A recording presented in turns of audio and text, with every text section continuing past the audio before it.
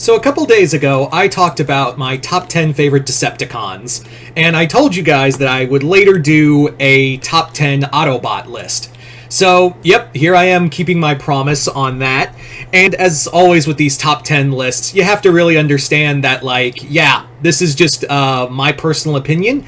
If you think a Autobot should be higher or lower on the list, or not at all, that's totally fine. I'm always excited to hear what you guys have to say.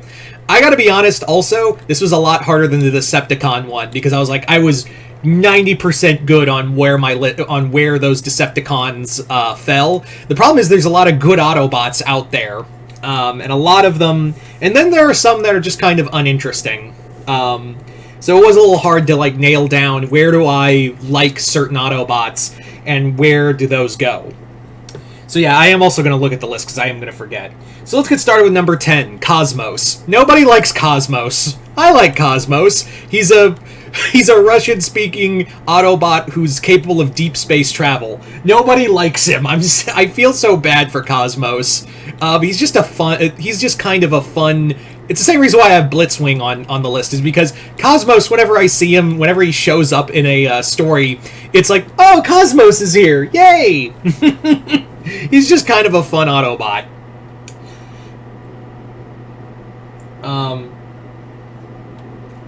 Anyway, number 9. Sorry, I lost my train of thought. At number 9, we have Ironhide. Yes, I know that's kind of a shock to have the usual second in command of the Autobots so low on the list, but like I said, this list was actually kind of hard to put together, if I'm being honest. It was kind of a difficult one to, like, really have. So, yeah. So Ironhide, what more can I say about him? He's always been Autobot, Optimus's right-hand man, the age-old, grizzled soldier looking for a good fight. The dude has definitely been also through a lot of shit, especially if you read the IDW comics, you'll understand what I'm talking about.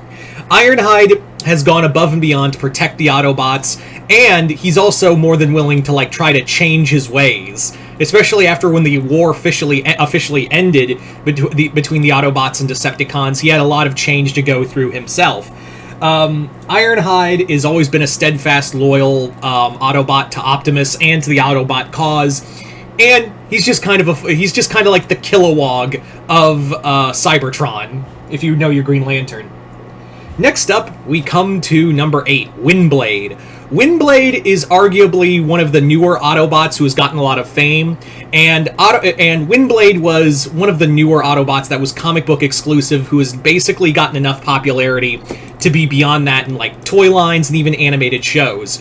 Windblade also has, it's not like she's kind of like the, I know some people will say, oh, she's a Mary Sue. She's not really. In fact, she's known as what is called a city speaker, which allows her to speak to, like, Titan-level Cybertronians like Metroplex. She also doesn't know how to play political. Her and Starscream's dynamic is always fun to see. I think that's like her check, like, power checking or point checking Starscream is always fun to see, and the two of them have a great dynamic between the two. I also like that Windblade is not, she's also very capable, she's a great advisor, and she's more than willing to admit when she's made a mistake, and God knows she made a lot of them. But despite all that, she's cunning, she's powerful, and more than willing to whip some ass. So she slowly became one of my favorite Autobots to see in here, in the comics or wherever. Now moving on to number 7, Hot Rod / Rodimus Prime. Hot Rod, I know a lot of people are going to be shocked that he's even on the list, let alone arguably this high on the list, but Hot Rod, I think, deserves a lot of credit. Hot Rod, or Rodimus, however you want to say it, Hot Rod was definitely a character who had a learning curve. It wasn't like with Optimus, who took to leadership very quickly. When Hot Rod became Rodimus, even in no matter what media you see him in, Hot Rod has this, like, learning curve, because he wasn't even meant to get the Matrix of Leadership. It was supposed to go to Ultra Magnus, but you see him, like, as a capable learning to be a capable leader to protect the Cybertron post the end of the war. to do all of that, and he was shown how worthy he could be. Not only that, he's also a lot of fun to see, and I'm very curious to see where they go with him in the Skybound universe. I'm very curious to see where he's going of looking for Springer, and why he's allied with Pythona. That's a whole thing. I haven't read Void Rivals yet, but I know that's kind of what the third volume of Void Rivals is going to be about. But yeah, Hot Rod, I also am a sucker for the 80s movie, so that's why he's also kind of... It's a little biased, I'm not going to lie. So there you go. Now we come to number 6, Prowl. Prowl, one of Optimus's top lieutenants, a fierce fighter, and a loyalist to the Autobot cause, almost to an extreme detriment. This guy has gone out of his way multiple times to be to defend the Autobot cause, and even at the cost of his own morality. He's more than willing to see things in black and white, or even, well, at first it was black and white, but as the war went on, and I'm talking specifically of the IDW Prowl, you see him become more like, yeah, I'll do what it takes. I'll even kill humans if they're aligned with Decepticons. And he also dealt with a lot of post-traumatic stress syndrome. And it was really cool to see, a soldier who's been fighting that long in this cause and trying to do all that. Prowl was a very fascinating character to follow throughout a lot of this, and a lot of my love for, as much as I love the cartoons, a lot of this really also why they're higher on the list is because of a lot of the IDW books. But yeah, Prowl also, again, he was more than willing to cross those lines, and even when he understood of what that meant, he was more than willing to still cross that line if it meant protecting Autobots. Yeah, so there you go. So now we're halfway through, and let's get into number 5 with an Autobot that has been in the comics, and I don't think he's gotten a cartoon reveal yet, but he'd be really fun. That is Whirl. Whirl is the closest thing you will get to Autobot Deadpool.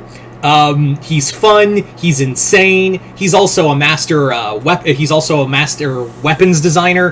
He's just absolutely crazy. And again, I should have mentioned also, going back to Hot Rod real quick, another reason why I liked him was because of all the adventures in More Than Meets the Eye, where he and the Autobot Decepticon group went for looking for the Knights of Cybertron, and it was almost like a Star Trek thing, and he was almost like a Captain Kirk kind of character.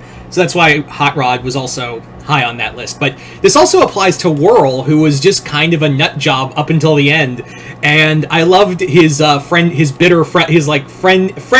relationship with Cyclonus. Those two, I liked Whirl and Cyclonus being frenemies. And it's just so much fun. Every time I saw Whirl show up, it was just I'm always laughing. So there you go. Next up, at number 4, RC. Yeah, RC is this high on the list. RC is a very complicated character. I really liked her story in the IDW books, revealing that she was Galvatron's sibling, as well as changing to femme, which makes a lot of sense, because, the Cybertronians don't really have a concept of gender to begin with.